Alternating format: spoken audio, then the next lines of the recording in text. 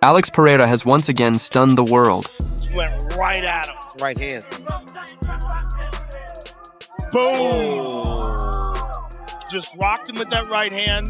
Oh my You see goodness. Ankalaev reaching for him. Let's see it again.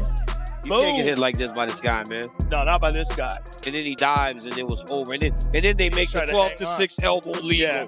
Oh, look at that. Oh right. my God. 12-6 elbows legal They again. make the 12-6 That's elbow horrific legal. for this guy. Watch the one to the body, though. Please show the one to the body. Oh, he hit them all. Oh my God, he had one. Nasty He had one. Look at this. Yeah, look at it. Deep I mean, into just the to the ribs. body. That sucks so bad. Magomed had no chance. There was no way he was going to get out of that. Just destroyed. Then he does that same He little does that move. same thing.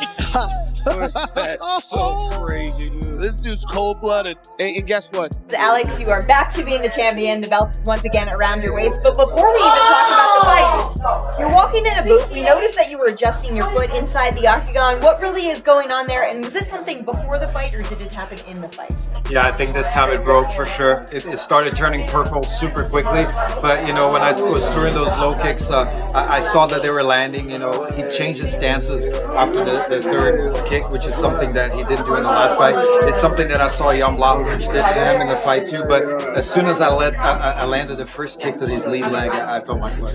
And you were aggressive really from the first moment on. Was the approach to go right at him, or was that something that you saw opening up for you in the fight? That was the plan in the first fight. You know, I wanted to go up and be aggressive. I told everyone I wasn't feeling well. I'll talk about that a little bit later. But you know, I felt it that it was going to happen. You know, even this morning we went to breakfast at Bagel Mania, and we saw one of the guys from Power Slap who we saw last time on fight day as well. He had just lost that night, and today he was there and he just won. So I thought to myself, man, you know, last time he had lost, I lost, now he won. So everything is coming together. You're gonna have. Do things feel different? You've won the title before. You've been the champion in 2 divisions. Is something else happening here? To make all those around me happy, you know, all my fans. I feel all the love at the press conference. The fans won't even let my opponent talk. So I feel that, and I want to give people joy. And even in Brazil, sometimes people say, oh, I wasn't watching the UFC anymore until you came and stuff. So I feel it, and I want to give back to those people. Well, you're certainly doing that, Alex. Now comes the part of my job that I have to do. That's always difficult because you just won the title once again, and we're already asking you about your next fight. But I talked to Carlos Olberg and I talked to Yuri Prochazka after your fight. They both believe they're next in line. They both have their reasons for it. If you get to play matchmaker as the champion, when do you fight, and who is your opponent?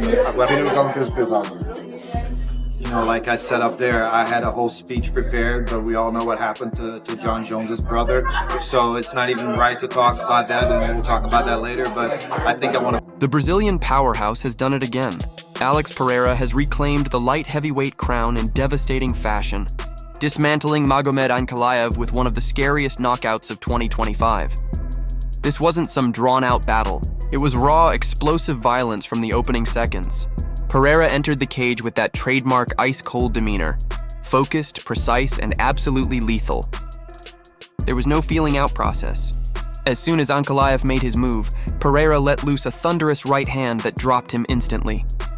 Moments later, it was all over. Seems like he could really be the face of this organization at this point. Yeah, you know, people love him. People love the way he fights, and can't be bummed out with the way he performed this evening. So He seemed to tease that maybe he was going to call for a Jon Jones fight, but then kind of pulled it back after, you know, learning about Arthur. Is him going to heavyweight something you would entertain at this point? So today I was at work and had a bunch of meetings over there this afternoon, and I went over to the PI, and he was over in the PI. And I'm like, well, you're the last guy I expected to see here today. What are you doing here? And they're telling me, we want to fight at heavyweight. I said, how about we win tonight and focus on tonight, and then we could talk about, you know, heavyweight. And I don't know. There's still fights here in this division, but we'll see. I mean, this guy has been an absolute stud for us. He's on vacation in Australia, flies over and fights because, you know, somebody fell out. He fights when he's hurt. He doesn't care. He wants to fight everybody. He wants to move up to heavyweight. You know, any sport, the Lakers, the Celtics, any way that you want to do it. You do not lose to somebody and 5 months later flip the script this overwhelmingly. He believed in himself. And by the way, I was irritated with one thing, which is I didn't feel that Pereira was calling for this fight. I didn't see it. I spoke to Dana White yesterday. He said, Chael, that was only publicly. Behind the scenes, he was demanding this fight. He didn't think he was himself. He didn't want to make excuses, but he wanted the rematch. And yes, to your question, I believe it now. He had a lot of losses in kickboxing and never made one, but for some reason he chose this time to make one. I don't know why. I believed him, and I think he proved. I think he proved himself right that he wasn't 100%, and he looked incredible tonight. Yeah, incredible is the right word, and I was expecting a little bit of a different version, of course, but the way that he almost ran out of his corner, and I think back to the year that he had in 2024, then he loses in March, and you're kind of wondering where does he go from here. This just completely throws him back into that aura that he was in 2024. I think he's a bigger star, definitely a bigger star. I love that you brought that up. I mean, him and O'Malley have been bouncing back who the biggest star is, right? I'm taking Conor out because he's not currently licensed, but just to share with you, this fight was not the most anticipated fight of 2025, but I will tell you, coming out of this arena, I have had the great pleasure of standing here for 7 years with ESPN. I have never heard an arena the way that I heard them tonight. I have never heard a reaction. By the way, he got praised when he came in. They were booing Ankalaev. I mean, they got the fans. He's got this guy eating out of their hands. He's 37 years old. He's a middleweight, by the way. He's not any bigger now than when he was the middleweight champion. I'm still big on the idea of eventually seeing him at heavyweight. I got to tell you, I'm drinking the Kool-Aid, and I am very high on Pereira right now. Yeah. The referee stepped in, and just like that, it was over.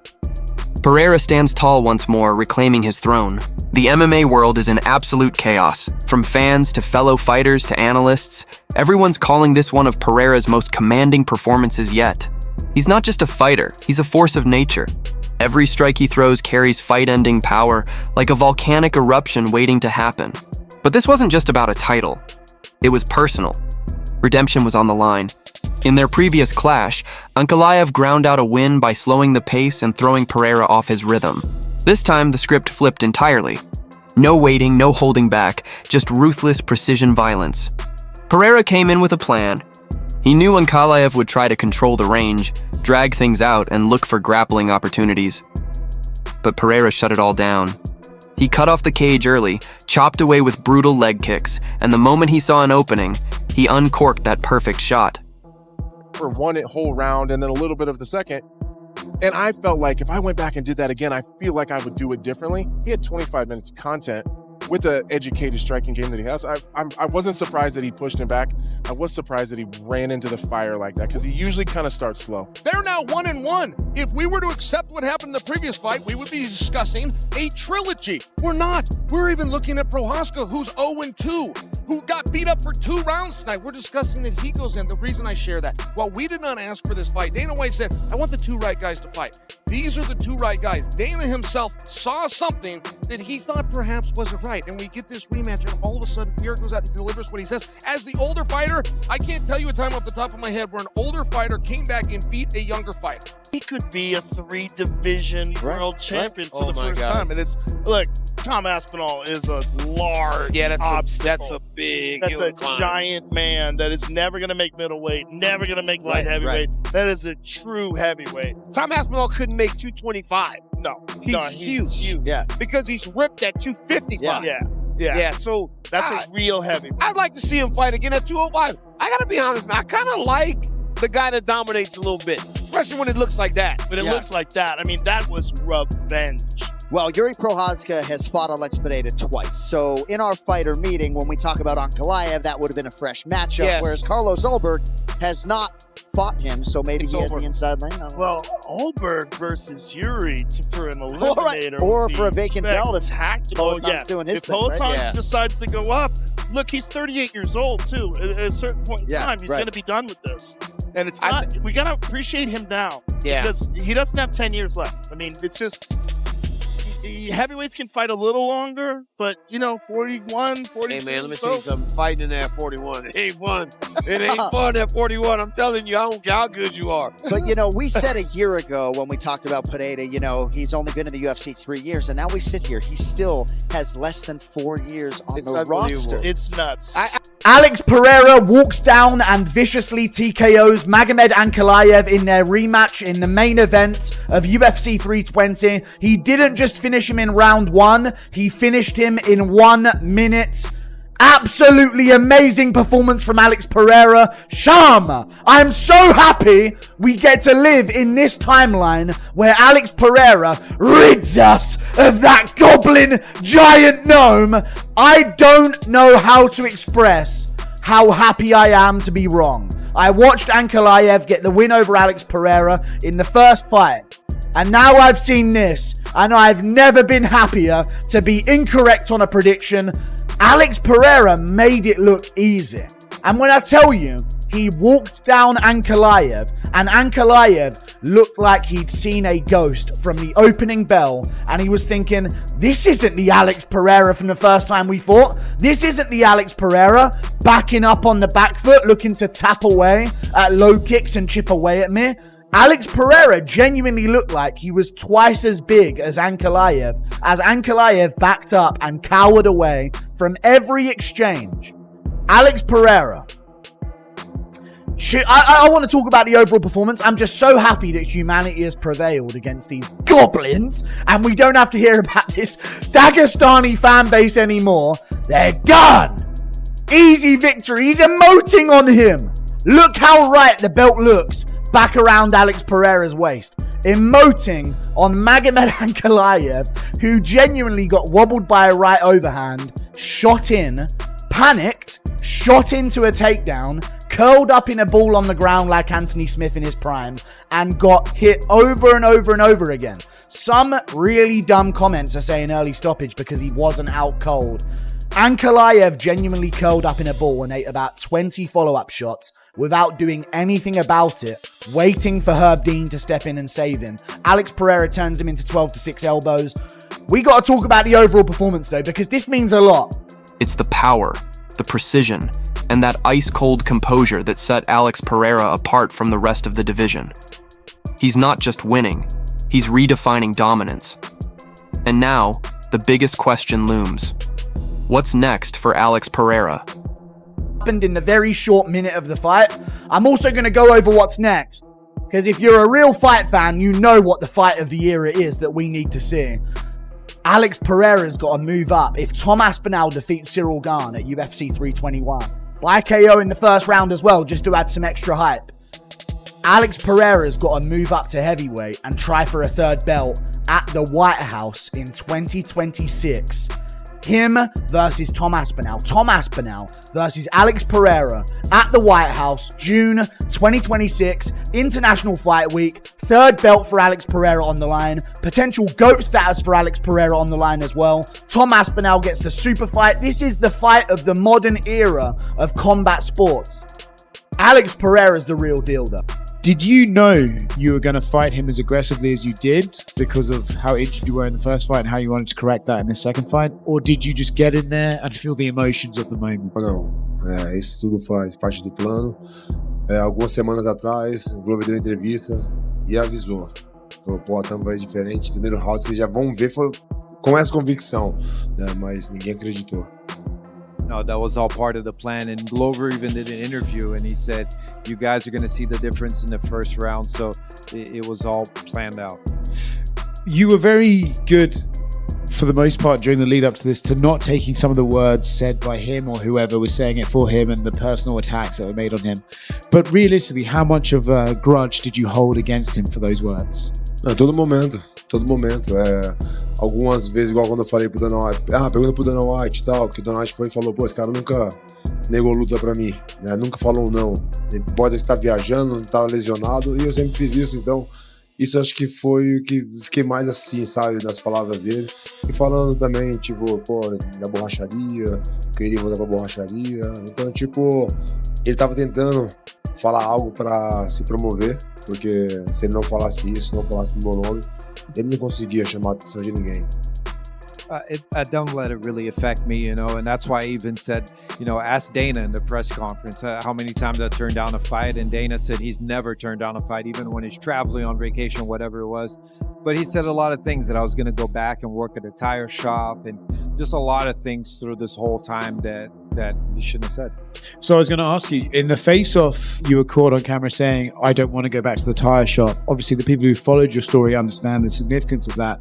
But for those who don't, what is the significance behind those words, and why did you feel you had to tell him that at that moment? Para me lembrar depois, né? Eu joguei um pouco de responsabilidade, né? Para mim mesmo, né? Que eu ia lembrar disso, que eu já falei algumas vezes antes, né? Me perguntaram, né? Pô, como que você conseguiu ser esse cara que você é hoje e tal? Eu falei, pô, eu não tinha um plano B, eu tinha que lutar. E eu falava que eu não queria voltar pra borracharia. Então eu repeti essa mesma frase para ele para lembrar que eu não queria voltar pra borracharia. I wanted to remind myself of that. I wanted me to remember that moment and kind of put that responsibility on me of not wanting to go back to the tire shop, because a lot of people ask, how'd you make it from, the tire shop to being a world champion? And it's what I've told myself all along, that I wasn't going to go back to that. So I wanted to remember that. Mas eu vou pro Brasil e eu vou voltar na borracharia. Mas com esse cinturão aqui, ó. But I'm going to go to Brazil and I'm going to go to the tire shop, but I'm taking this belt right here. Some fans are already calling for a trilogy showdown with Ankalaev. Others believe Pereira might be eyeing an even bigger challenge, moving up once again to chase history and conquer the heavyweight division. Not only does he emote on Ankalaev afterwards and treat him like it was a walk in the park. A walk in the park. Let's talk about what really happened here. He started the fight and he's going inside low kick. Something that he did not do once or that much in the first fight between them. So you know what? The narrative from Pereira was, I was injured the first fight. That was the worst version of me that's ever showed up. And I was thinking, that's what all fighters say though. They're not just going to admit that the other guy's way better than them. So I was thinking, all right, Alex Pereira, these are excuses. But they were definitely legitimate excuses, because he went shin to shin with Ankalaev, like Jan Blachowicz did. Remember, Ankalaev's a southpaw, as he is in this stance here. And what you may notice is, he's not a southpaw here. And that's what it came down to. In the last fight, Ankalaev could remain southpaw for nearly the entire time. That's where he's comfortable. And that's what gives Alex Pereira problems. And Pereira was trying to do lead low kicks on Ankalaev's calf, and they weren't having nearly as much of an effect. Jan Blachowicz went shin to shin with Ankalaev and gave him a ton of problems. There, behind the cage, just staring, just looking, all being very, very serious, very scary and very intimidating. Well, it obviously worked, because Magomed Ankalaev just got flatlined, smoked, destroyed, beaten in 1 minute, 20 seconds. Now, all the talk of him coming in at 40%, maybe there was a little truth to that. I mean, we did talk about him being a little burnt out. We did talk about the schedule that he was on, which was kind of crazy. And certainly it looked like it did catch up to him in his last fight against Magomed Ankalaev. But he was right. There isn't going to be a third match. There isn't going to be a rubber match. Absolutely no way. Alex Pereira now is going to go into new challenges. If Magomed made it competitive, then maybe there would have been a talk of a third match. But it wasn't competitive. It was completely one-sided. It was one of the most vicious beatdowns we've ever seen. Alex Pereira now is a 3-time UFC champion. No UFC champion has ever lost a belt like that and then came back and got it in quick fashion and made it that easy. No champion's ever done that before, losing the belt and coming back again like that. And then when you look here at the record of Alex Pereira and what he's achieved, Joe Rogan and DC, they were talking about this all night, but it is insane.